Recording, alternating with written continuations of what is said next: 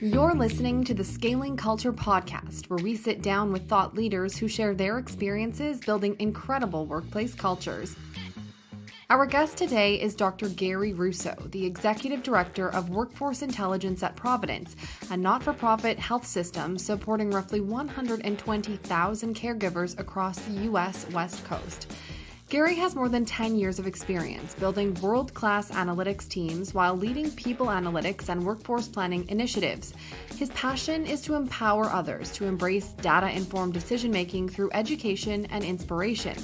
Dr. Russo's prior training in neuroscience research continues to give him unique insights into the challenges of translating complicated predictions into actionable recommendations. He has been recognized as a people analytics and planning trailblazer, a top HR leader to follow, and a top 25 innovator in healthcare. In this episode of Scaling Culture, Ron and Gary discuss listening to employees while protecting confidentiality, how to ask big questions and what matters most, how to leverage data to better understand and deal with burnout, workforce decisions and their economic impact on businesses, and how to measure it, plus the tech-touch balance and how much can you really trust artificial intelligence. Welcome to another episode of the Scaling Culture podcast. I'm your host, Ron Lovett, and today we have Gary Russo with us. Gary is out of the West Coast of the United States, and he's the Executive Director, Workforce Intelligence at Providence. Gary, welcome. You're in where are you again? I'm in San Diego, California. San Diego. I'm jealous. It's not, we got a lot of snow here in the East Coast of Canada. I'm sure you don't have any snow, although you have like floods and stuff going on down there. What's going on down there? Yeah, we all get our extremes, right? So we get to visit snow, but I think the water came to us this time. But I think this is the sleeve optional winter is how I like to call it out here.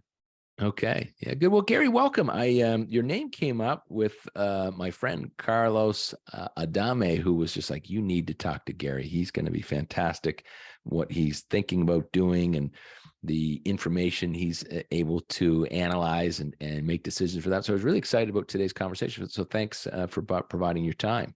My absolute pleasure. And so like you set it up, it's now Carlos's credit or fault if you enjoy this podcast, everyone. That's right. Yeah, exactly. Yeah. So Gary, you've got a bit of a different background, and I know we formally introduced you, but tell us, you really jumped around through some different things. So just bring the listeners through what got you to the seat you're in today. Yeah, I come from the atypical background, which I think is more and more common these days, especially in my current field of people analytics.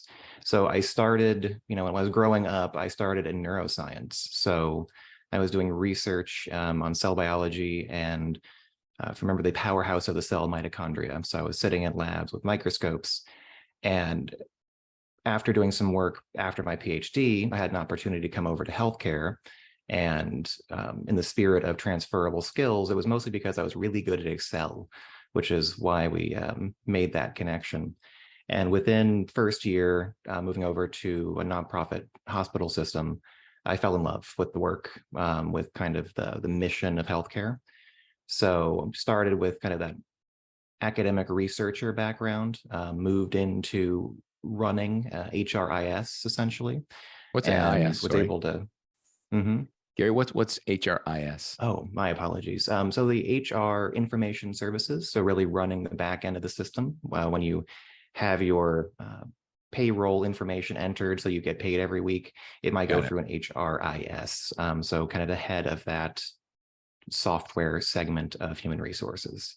Got it. But and doing that, I kind of touched a lot of areas. So talent acquisition, and recruitment, internal conversations with employees about their experience and satisfaction. So really got to do a lot of human resources things, but also sat down the hall from our finance group. So made friends with the folks who do the budgeting, and really that kind of set up my further career to be on the fence of kind of the human focus, the people-centered portion, but also how do you get the business to keep the doors open long enough to pay people those paychecks.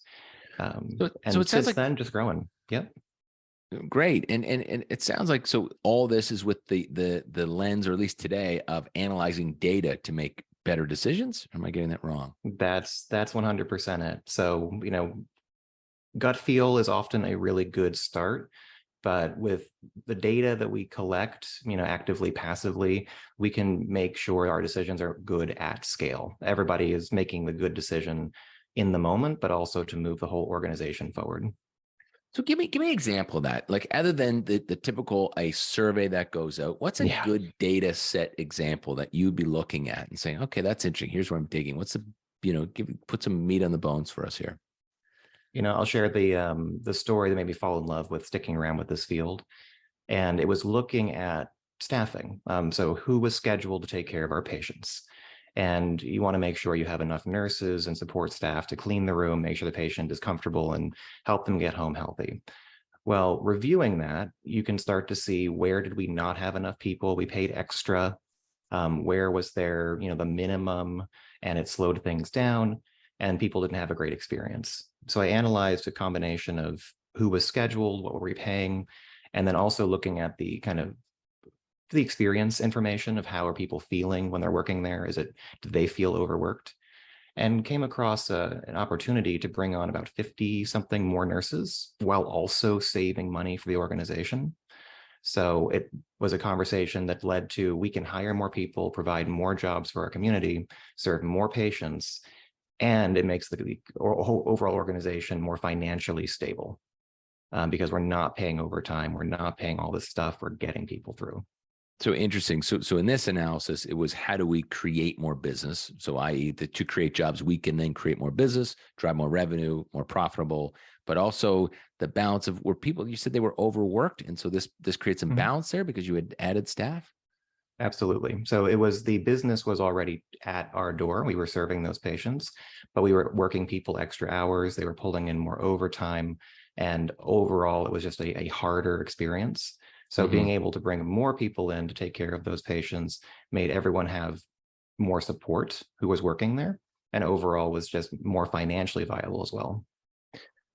So I'm curious on this topic, when you're analyzing humans and their jobs. So I assume you're looking at a subsection of workers at Providence.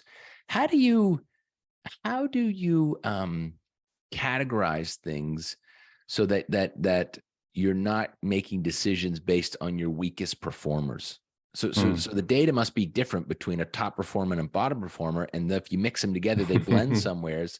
Yes. And then because I think about that sometimes, I always say to our group, hey, and when I had my security company, this happened so many times. I'd say, well, let's be careful. You're talking about making a change in the business, and this was just with facts, not analyzing data per se. But I say we're talking about making a change based on our C players. Why are we changing our business to accommodate folks that are our weakest performers versus the A players don't need that? How do you do that at scale?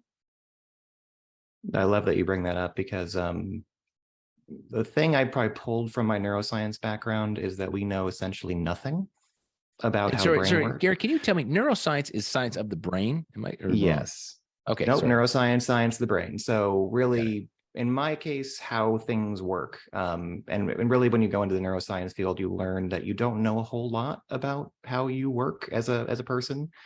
I took that with me into HR. And I love to say that the hardest part about human resources is that, well, you can do all your questionnaires in the world, people might lie. But also the positive intent, people don't always know, right? What don't you like? Well, I don't like the parking. Oh, I totally forgot to mention that I have a toxic work culture, but I really didn't like the parking today. So I always like to be balanced. And to directly answer your question, when I don't ever personally like to look at people and research people themselves. I don't think that's fair. I think that is almost missing the point, because it takes away the fact that there is an employer-employee relationship happening. So in many ways, it's not, well, what do we do about the C player? It really, for me, starts to become, what overall structure have we built as a company, and what does that support? Because if you've built your company that only the A player can succeed and they're burning out, why? I mean, look around you. There's no one left to take on jobs anymore, and you're kind of demanding your pool gets smaller. It's just not very fair. So really when I come at this, it's not studying or researching humans per se. It is looking at the processes and agreements we put in place. If we say that we're always going to have the very bare minimum staffing for a shift, that is a choice. And there's a natural consequence if someone gets sick, and we have to decide, do we want as an organization to bear the burden of someone not showing up because they are rightfully taking their PTO and we lose business, or do we want to account for that and bring another person on that makes life a bit easier and handles kind of unexpected situations? Can you walk us through another great example of analyzing data that said, hey, we're headed left, but the data is saying maybe it's time to head right? So similar example to what you talked about, of just another colorful example that for the listeners. Let me see if I can figure out one a little bit different than on the pay side. One thing that we always try to concern ourselves with is, are we paying fairly? I love this topic because there's a very emotional element of pay, and having kind of done some leadership in the employee compensation world to handling pay for a while, I always advocate no one really will ever be, or kind of should ever be, happy with their pay. Like as an advocate for yourself, pay is important. So that is your position, is to advocate for your own pay. Mm-hmm. So one thing to look at from a business perspective is, if you are a positive employer, the employer you want to give everybody all the money in the world, I like to say that you can pay everyone $1 million an hour, and you will do so for the next 3.5 seconds before all the banks shut down your accounts and you're not a business anymore. So how do you balance that? And one of the ways that we've done some analytics is to look into not only the turnover trends, who's been leaving at different levels of pay, but then also, especially with the improvements and very recently in pay transparency, exposing pay levels of jobs online, asking, are we being fair and competitive? So if the people down the street are paying $5 more an hour than us, that's a big deal. And what we can do internally is look at, where are people positioned in the range? Are they leaving when they're at a certain part of that range, and not leaving as much higher in that range? And we can do the analysis to say, there's actually pockets where not only can we be breaking even, because as people are leaving the organization, it does incur a cost. So we can pay them more money and it's perfectly fine. There's situations where the organization, again, can actually make money because turnover is very expensive. So if you are $5 behind the market, and we find that out, and we see people have noticed and they are leaving or they will leave, we can make that adjustment, not lose the money, and increase people's pay. And that's a very different strategy, and much more easy to implement than, let's give everybody at the same time a raise, which is much more expensive and doesn't help the people who, in this case, are being paid low in that market directly. But sorry, in this case, you don't. So you've done an analysis to say, okay, turnover rate's X and the cost of going to market, training, onboarding is Y. You took those deltas together, and it makes more sense to pay Johnny $5 more an hour, right? That's essentially. it. Right. So, but you don't do it all at once, but you're transparent about the pay. Tell me about that. So you've made that decision. I get it. That makes sense. And so Johnny and Sarah and Susie are all making, $12, and you're going to put them to 17, but you don't do it all at once, but you're transparent. Doesn't that cause some more problems or not? Well, it's not necessarily not doing it all at once, because I think, so there's two main types of pay changes. There's, everybody is going to get their annual increase, cost of living type thing. And there can also be market adjustments. So this whole job is, we really want to be bringing in top talent. That means we like to pay more than our competitors. We need to move this job up. So I'm more referring to like the market direct pay. And that can happen all at once for those groups of people. But what it can do, because these, to your point, these can be very, these might need to be waves. It allows you to tackle segments of your organization in bite-sized chunks that you can afford to do. Right. And instead of basically the opposite that you can sometimes see is, half of the organization really wants to get paid more. Well, we simply can't afford to pay half the organization more right now, so we're just not going to, can be one of the potential options that is chosen. This prevents that by being very targeted.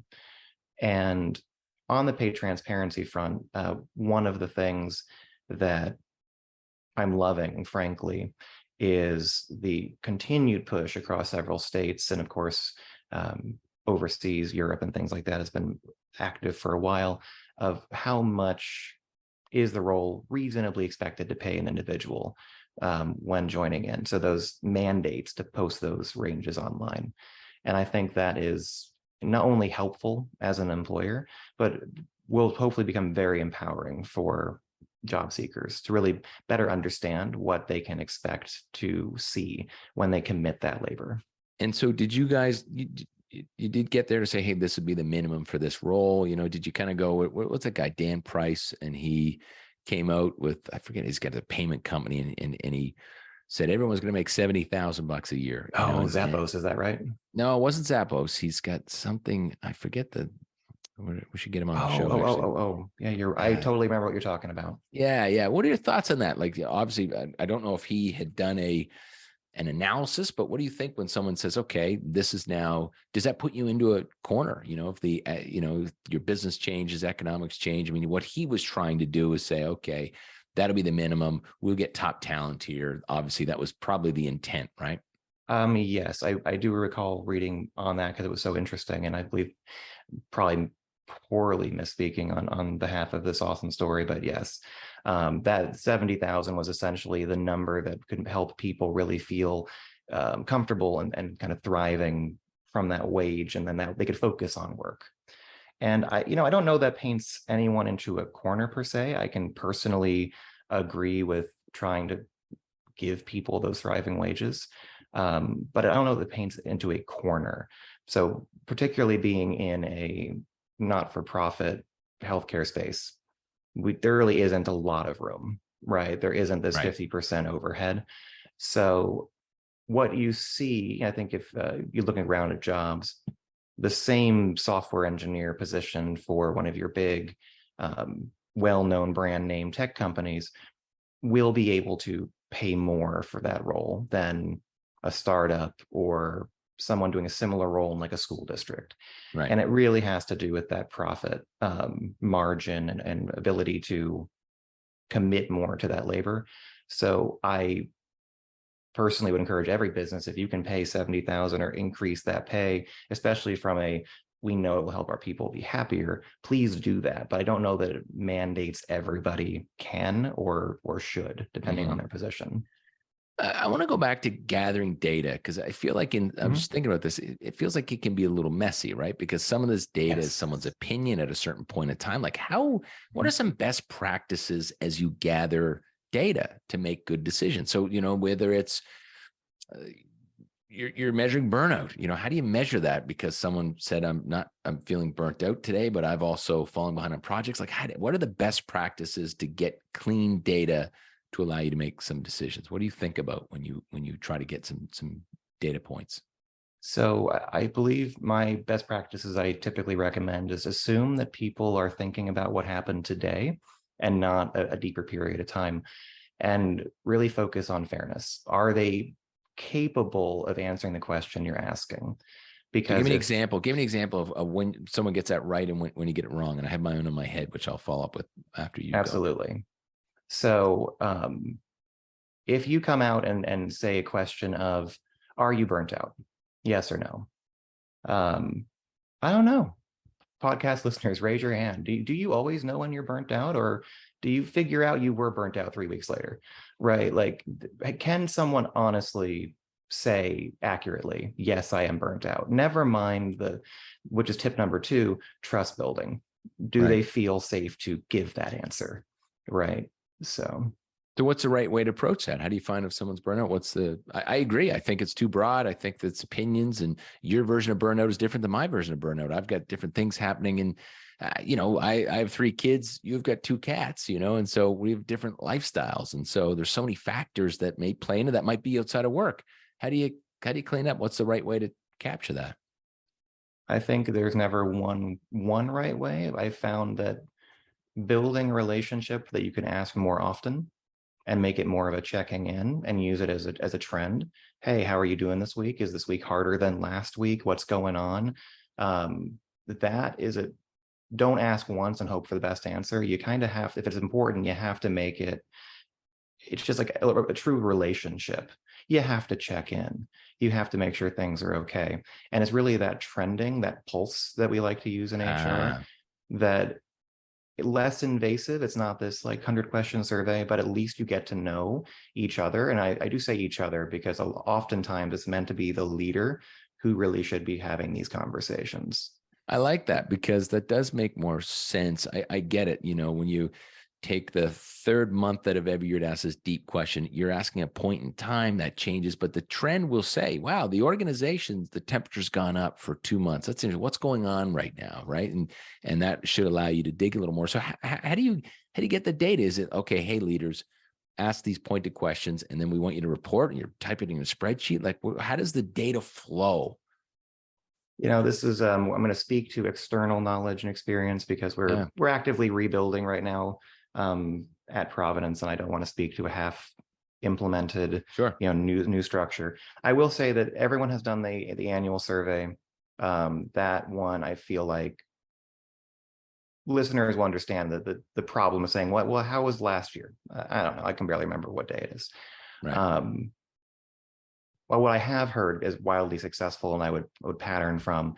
We have heard from other healthcare systems, especially, but a few others in the workforce space have started to do weekly surveys where they bring out a survey to some of the organization every week, and then no one gets surveyed more than every month or two. And these I'm assuming this is short and sweet because it's 10 pages. I'm out, No, it's like 5 questions, nothing big. And a lot of it is essentially basic questions, but how are you feeling, like open text. And I love that more advanced AI typey things are coming out, mostly just to help take a whole bunch of feedback and digest it in ways that make it a little easier to parse. But do that a lot and spread it out, so you're getting a constant flow from part of your organization. And the findings were hilarious and awesome because what they found is if they did every single week, they were getting new responses. They could actually see the impact of things like pop culture and social events. If there was a big announcement or something and the government did, it would show up in the feedback and how people were feeling. You could actually see how sentiment was affected, not just by their exact job, but all those things that would kind of pollute your annual survey. Well, what happened yesterday? Well, there's a big flood. How are you feeling? I'm kind of stressed out. They could track that, and they were very creative. They actually noticed it and started bringing it back into their communications and saying, here's our company response to this thing that just happened that you obviously care about.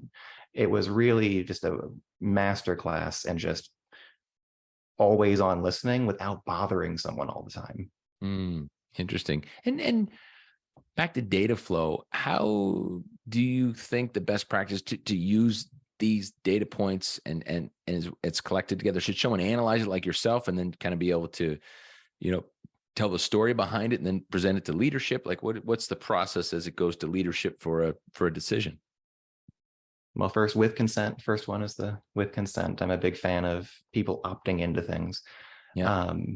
But ultimately, I think there's twofold. I think that if the worker, employee, just whoever's answering the survey is comfortable, I always feel it's best that they're direct leader, someone who can directly control the situation and surroundings of that employee should be informed. Because it's step one of helping burnout, step one of addressing a compensation concern or whatever, has to be the person who's clicking the button and approving whatever change has to happen. So they really should continue to have that relationship. I really enjoy seeing kind of the anecdotes and the written responses make their way to senior leadership on top of the general trends. The biggest concern right now is pay. The biggest concern right now is workload. But then having the ability to include those anecdotal sentences for someone, a real person, to say, here's what I'm experiencing. because inevitably it seems like everybody has great intentions, but the anecdotes show where the best laid plans are starting to fall apart, where it didn't work for them. So it's bringing the human voice, that individual opinion that represents some of the majority opinions, and saying, what can we do as an organization? How do we invest in this to fix these systemic problems? And is that, are you referring to, so in a survey, you'd have an open-ended option, like tell me why you felt that way. Is that what you're kind of referring to as one form of that? So how's workload? Not awesome. Tell me more. Right. Open box. Open box, right. Harder to analyze that data, but should give you more color. It's probably that balance of data plus some the human approach, right? Absolutely. So there's more and more technology, even free, that lets you zoom in a little bit and understand what's in that big old block of text. But also, it's important. Someone can sit there and just start to read it. Right. It's just there to read. And I think that's the biggest complaint, and almost shame, is when these surveys come out and people do offer those opinions and it's just not read. I think we hear that out and about, of why should I bother? No one reads it. And I think that's the critical distinction to start that culture of trust, is that it has been read. And we're so intentioned about reading it, we're going to ask your consent about who should see it. Well, it's funny. We had a big debate on our survey that just went out. We had, I think, 10 questions, and we debated what it was going to be, anonymous or not anonymous. And Jody, who's our chief people and culture officer, she really thought it should be anonymous because of the questions, right? Yeah. And I actually, at first I disagreed, then I agreed, because we asked questions like, do you see yourself working here in 2 years? And she thought, well, if someone's got plans to leave, they're not going to put their name on that, and she was right. And our questioning has changed. So we're back to kind of language, I guess. But, instead of saying, do you feel your manager communicates well with you? We're back to burnout, like communicates well. Well, that's different to me than you, versus saying, we kind of make statements and say, do you agree or disagree? And so Right. Our statement would be, I feel very safe to approach my manager with any of my concerns. And so, because people essentially know, they know how they feel. Is that the right approach? Are we getting, or do you think that strategy will work? If you ask people how they're feeling about a situation, and describe using a lifter, so I feel really great, or I don't feel great, or to get the facts. Does that strategy work? What are your thoughts when we're surveying? The more I go into this from a true data perspective, because I've always wanted to balance the fact that people don't always have the right answer when they're answering a survey. Yeah. I keep going deeper and deeper into relationship therapy realm. And, it sheds a lot of light, because how do you feel about your manager's performance is not a feeling, it's a judgment. No, that's right. And no, you can control your own feelings, how you feel about a situation, right? Though. Right. Sorry, keep going. Oh no, this is the passion part, right? So what I have seen work better is to really control, what are you asking, is, to your point, situational feelings. If you're worried about communication, how do you feel about the communication in the company? Well, the communication in a company is like a fact. How do I feel about the email I forgot to read is kind of neutral. Were you surprised to find something out that you thought was important? Or were you late to find out something important? Do you constantly feel stable in how the organization is doing? Either prompt the feeling, or really ask someone to reflect on a situation that would signify a bad communication outcome. And if they have never heard of that before in their life, and no, I feel great, well, that's your positive response. But it almost shaping the questions to take the penalty of the answer as far away as possible. Will you be here in a year? That's challenging. Would you be enthusiastic in your current role at this organization if things did not change from how they are today. Mm-hmm. Got it. Right. That is like, well, what? Hey, they're thinking I'm going to be here for 2 years. I'm safe. Well, no, I don't want it to be exactly the same. I'd love a raise, a promotion. That copier is so noisy. Like it helps. Well, a way we rephrase that question is, would you be excited to apply for the same role that you have today? Right. And that I love that. Love question. that. It's a great one. Right. I love that question. Right. Because it is, I feel, yes, I would feel excited. No, I wouldn't. I'm neutral. I'm 3 out of 5, or I'm 1 out of 5. I would definitely not be excited. I don't agree with that statement. Sometimes they're right in the strike zone. I think that if you can be thoughtful about those and if you can use it as an adjective that says like, you're excited. What is excited? Is that an adjective? I'm dyslexic, so I don't even know how to categorize it. How do you, is it descriptor? What is the official term? Yeah, it's anyways. Emotional. Yeah. I have team members who would jump in on this, be like, sure. But my point is, you need to kind of heighten it up. You have to push on one side or the other. And then, you have to push the feelings. And so I'm excited. Are you disappointed? I think that those words are important before you put it into something in front of something else. And I like what you said. Did you feel, I think you might have said disappointed that you didn't get that news on time or whatever? Like, okay, fine. I think that gets us going in the right direction versus the opinion about someone else, right? I think it gets us closer. And I don't think that stuff's perfect either, by the way. I still think it can be challenging. And I like to have the open-endedness. And so our thought after our survey was, and we just did this yesterday, I believe, maybe the day before, but we had an open discussion about the results and a collaborative discussion about how do we move the needle on things that maybe we can do better on, and had a discussion about that. And then the next step is, hey, thanks for the feedback. Here's what we're going to implement, and let's check in a bit later. Does that make sense from a follow-up perspective, or are we missing something? My team and I just did that. We did the very similar thing of we got our results. Thank you. Let's talk. Especially we didn't even like neutral as an answer, right? We did. If you were enthusiastic, yes, that's great. But let's talk about it. Right. Because we would find that maybe it was just an unclear question and we learned something, or there was something that was like, well, it could be better, but it wasn't the team. It was something broader. It was something else happening. It was really insightful. And it reminds me that the survey itself and the follow-up is part of the culture you're trying to build. Right. Like the awesome culture is talking about that survey and having an environment where you can talk about it. So go back to, and maybe we've touched on this, but workforce choices and economic influence on the business and how to measure those things. Is that just about someone else paying more or not?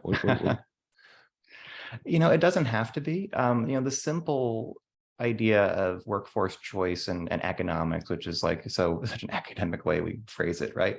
We want to spend money where it matters. Health per dollar is kind of the pinnacle metric for a healthcare system in Providence in many ways. But also when you think about spend on your workforce, I think average company is more than 60% of total expense goes to people. Wouldn't it be awesome if we put it where it mattered, right? So benefits is the easy example. Hey, we're spending money on you for a benefit that if you ever jump out of a plane, we're going to get you the extra colorful parachute. And everyone's like, that's cool. That's never going to happen. Nor do I want the colorful parachute. Could I have a coffee? Why? It's actually counterproductive to give someone a benefit saying we're spending money on you for a gift they didn't want. In many ways, that's what we're really doing. If we're going to spend the money, because we are spending the money, shouldn't it go someplace that actually helps the people we're trying to give a good experience? I think that's great. So you're saying lots maybe make that mistake. There's a fancy foosball table. No one plays foosball, and it's not adding value to the. What's that? The memes just tell it all. Yeah. The gushing water out of a tube and slap on the fiber fix and pizza party. And no. Yeah. So how do you get that information? Is that, I'm wondering, as you said, that if we missed that the other day, as we're throwing these ideas out, I don't know, how do you get to that baseline? Here's what I'd really like. It is a warm cup of free coffee versus the parachute. There's 2 or 3 formal ways of getting information. You can ask directly. That's our surveys. The other one that's relevant is, well, there's really two major ways, but passive data gathering. If you're really curious, and we'll stick with benefits because it's easy and there is data, go look. I mean, if you have your lovely, colorful parachute program, how many people used it last year? Right. And this is benefits teams do it a lot. Like, it's a pretty big deal. But if they're not using it, that's a really big sign. And it's not, by the way, it's not Please. 50% or less, or like, when is it kind of like, this is a waste? Like, what's the percentage that is alarming on the not using or using me, or what's a percentage on the other side that's like, wow, this is impactful? You know, one of the most impactful things for me at Providence is that we do this extensive discernment process for questions like this. It involves, like, should we offer, or does it make sense to continue offering a care service that we lose money on and not many people use, but we're the only people who do it, right? So it does touch ethics. If there is a benefit for a health condition that is rare and it costs money, but it changed the life of the person who has it, that is a very different conversation than something foosball-y, because I don't frankly know that a foosball table is a medical recommendation for anything, right? So there's the obvious kind of, what is the weight of the decision you're about to make? And there's that ethical component, but then you do the active conversations, right? Like, 10% of people use this. Is that enough? That becomes a much deeper, like, human conversation you need to have. Right. Got it. So Gary, what's some of the things you're thinking about today? What are the things that you're stuck on, or projects that are very interesting that you're working on? Where's your head at today? What problems are you trying to solve? So two items come to mind first. The first one being, this is the hardest talent market we've really seen in known history. Everybody is either overworked and can't find staff. So people themselves are inevitably burnt out. They are, whether we know it or not, traumatized from some version of the last several years, kind of socially and health. And we're just all trying to scrape by. We're also watching some, what I would say, fading practices on how we want to treat our employees. This idea that employees are still cogs and we'll hire, fire, tell them what to do. I do think it's hard to get rid of, but it's becoming a thing of the past for progressive companies. Yeah. My thoughts really are around, how do we get people to get to their new job faster, better, easier, without all the hoops. If you are capable of hitting our minimum requirements, welcome. Like, how do we get there? And how do we go back to almost the pre-1980s culture of, welcome to you, you walked through the door, we will path you through an entire career here. We know ourselves as a company well enough to give you that guidance and say, if you want to stick around, this is what we can give you and when. But Gary, is the data telling you that that's what people want? Because I keep I guess I keep believing, maybe seeing the opposite, that I kind of feel like someone who joins my organization, they might have a 2-year run. Like, I don't really anticipate they're going to be here for a long time. So are you solving are you trying to change behavior? What I do this to my own team. I'm like, just help me make your resume shine if you would like to go somewhere else. Or let me help you make your resume shine. Yeah. And ultimately, they may have a 2-year stint. It could be uncontrollable. But the reality is, that's how, in my mind, we play fair and build that culture, is as the employer side. How do we empower our leaders and empower even our job seekers to know, if they want to hang out, they're valued. We trust you enough on hire to say, like, there's a 10-year journey here for you if you want it. And we really, really hope that if you're here for only 2 years, we've left a good experience for you. Right. And then maybe you come back, because I'll pitch for healthcare for a second. There is a massive shortage of nurses. We will say hello again. At this point, if people don't leave healthcare properly, we're going to see you again. So I really hope you have an awesome time while you're here. I like that. And back to the data points, and how are you using data to help find staff, or are you? So if there's a staff shortage, what data points are helpful in that, in that strategy to make strategic decisions to say, oh, this is where we should be looking, or what should you be doing differently? So this is the same idea of people try to make their individual good decisions, and then the data helps us align lots of good decisions in the same direction. We can start to see, fully review and ask, are we getting enough candidates or applicants for a job posting? If not, why not? And directly review, oh, did we manage to not post it correctly and we just didn't include information, because that happens all the time. Did we not account for market shift? What's going on that tells us that no one's looking at it? When we do get candidates, what's their experience like in bulk? Are they getting interviewed right away? Are they hanging out for 2 weeks and we're not contacting them at all, and maybe they get a call back? That's not great. And then even down the process. So we've got arbitrary numbers. 100 people come in for an interview, 10 get through. Did we literally have 90 people that were wildly unqualified and couldn't fill some role at this organization? Right. What was their opportunity that we didn't think about hard enough before saying no, thank you? And how do those two sets work together? So I'm envisioning someone from HR, recruiting, being involved in that process, and someone from your team working side by side, checking, balancing. Okay, we're at the next hurdle. We've either had applicants or we haven't. Let's stop and we either keep moving because things are good, or we reviewed the data right here, right now, and we need to strategize about a new plan. Is that how it works or not? It's them. It's basically broader HR, talent acquisition, recruiters, the manager. It really is full court press on this, because it's always very situational.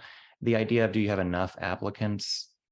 That is one conversation, but in many ways, we're trying to build toward a culture of find a reason that you aren't saying yes to begin. Like, if this person meets the qualifications, we want the pressure to be welcome to Providence, right? We really want that to be, we're so confident that we ask for the right things. We know ourselves and are well enough to ask for the right candidate, and then we can just say welcome. And how do we get out of our own way when that's not happening? I like that. Gary, before you run today, what's something that we haven't talked about that you think would be important or interesting to our listeners? In this big data AI world, it only emphasizes how important human conversations are and anecdotes. Everything that we kind of hold up in the Moneyball spotlight and say, hey, it's the computer will tell us what to do. It won't when people become more complicated than our initial assumption, which would be the moment after you think you have the right answer. So if you say, yep, we have this cool algorithm that's going to tell us if this person's going to leave, the moment you say we have it, it's wrong, because people are always changing. So this is the time to be more human. Right. And so it sounds like you're suggesting anybody, of course, using AI to check and balance that with a human logic versus just taking the data and saying that's the way it should be. Correct? AI, machine learning, all the fancy, shiny things, they're awesome at automating and streamlining very standard things. Like the trends that you talked about. Yes. I mean, it allows you to take a whole bunch of data and make it digestible, so you have a half chance of looking at it.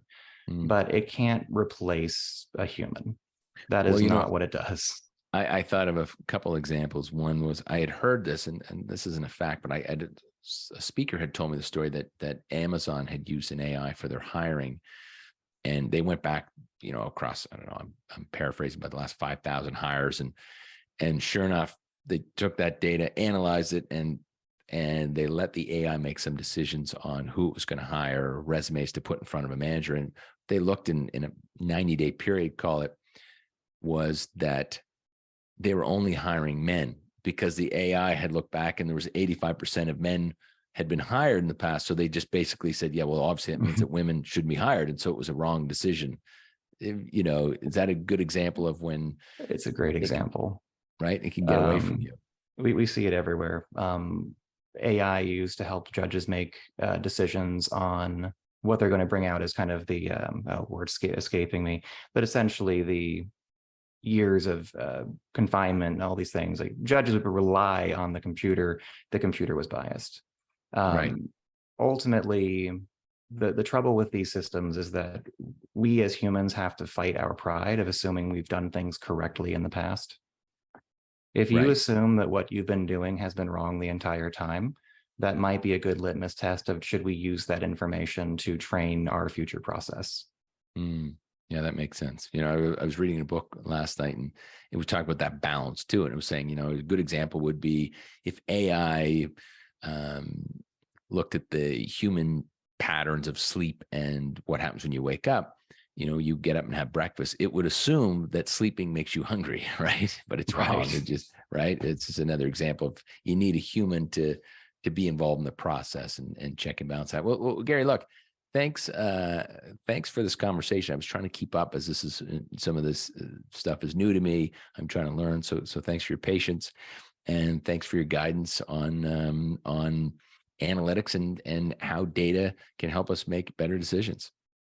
Yeah, just I really appreciate you pausing me, asking questions. It's been a pleasure.